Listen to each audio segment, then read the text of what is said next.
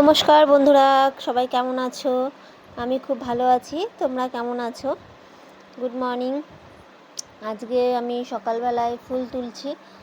তোমাদেরকে আমি সকালে কিভাবে পুজো দিই সেটা দেখাবো। তো এই গাছে ফুল হয়েছে অপরাজিতা, যেটা নীলকণ্ঠ বলে।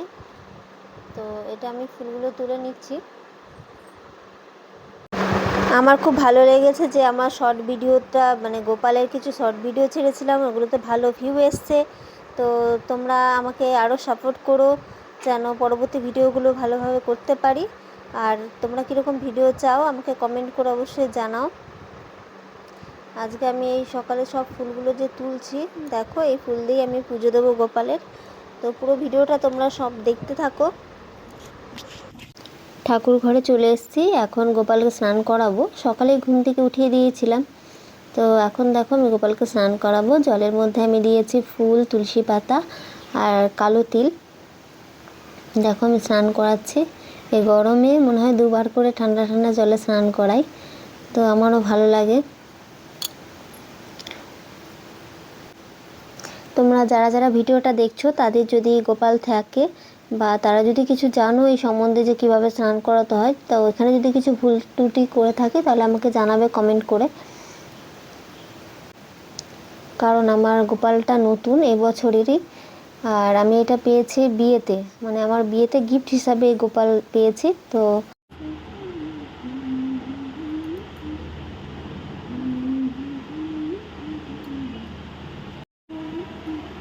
ওকে, এবার কানের পরবে, মালা পরবে, কানে পরবে।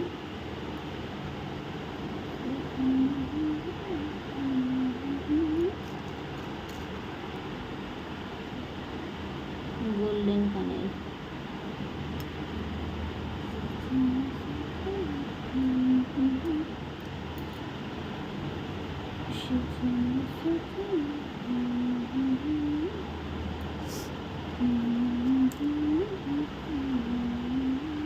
তুই ওই টিকটিটা কেন কালো করিস নি? ওটা পাথরের মতো লাগে, ওটা কালো হয়, ওটা খোপা আছে।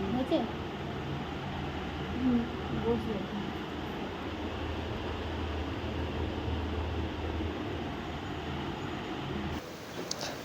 এটা দেখো রাধাকৃষ্ণ, আর রাধাকৃষ্ণকেও আমি স্নান করিয়ে দিচ্ছি ঠান্ডা ঠান্ডা জলে। আমার মনে হয় তোমাদের সকলকে এটাই বলি যে মন থেকে তোমাদের যেটা চাই সেটা করাই ভালো। কখনো মনের বিরুদ্ধে গিয়ে কোনো কাজ করবে না। আমার মনে হয় যে মনে যেটা চাই সেটা করাই ভালো। তো আমার মন হয়েছে যে পুজো করার এই ভিডিওটা করব, তাই করছি, তোমাদের দেখাচ্ছি।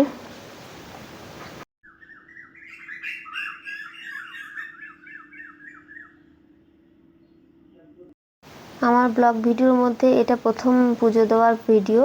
তো তোমাদের কেমন লাগছে অবশ্যই কমেন্টে জানাবে। আর শর্ট ভিডিও গোপালের যে ভালোবাসা তোমরা দিয়েছো, এত ভিউ আমার এসছে, তার জন্য অনেক অনেক ধন্যবাদ। গোপালের আশীর্বাদে এতটা এগিয়েছে ভিউ। তো আশা করি পরবর্তী ভিডিওতে আরও ভিউ আসবে।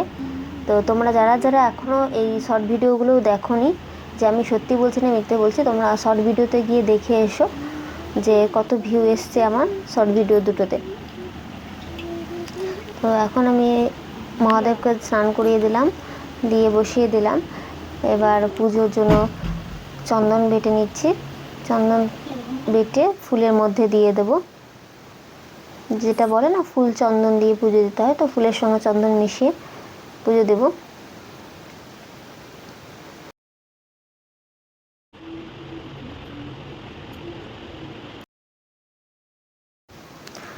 গোপালকে আমি ফুল দিয়ে সাজিয়ে দিচ্ছি। এবার গোপালে বসানোটা ঠিকঠাক আছে কিনা তোমরা দেখো। আমার ফুল দিয়ে সাজানো কমপ্লিট। এবার আমি ফল কেটে নেব পুজোর প্রসাদ হিসাবে। আজকে ফল দিয়ে পুজো দেব। আর নতুন বিয়ে হলে তো কার্তিক ফেলে বাড়িতে, সেটা জানো। তো আমাদের বাড়িতেও কার্তিক ফেলা হয়েছিল, তো সেই কার্তিক ঠাকুরও আছে, কেউ পুজো দেওয়া হয় একই সঙ্গে। তো এই সিংহাসনের উপরে রাখা আছে। হয়ে গেছে আমার সব গোছানো। এবার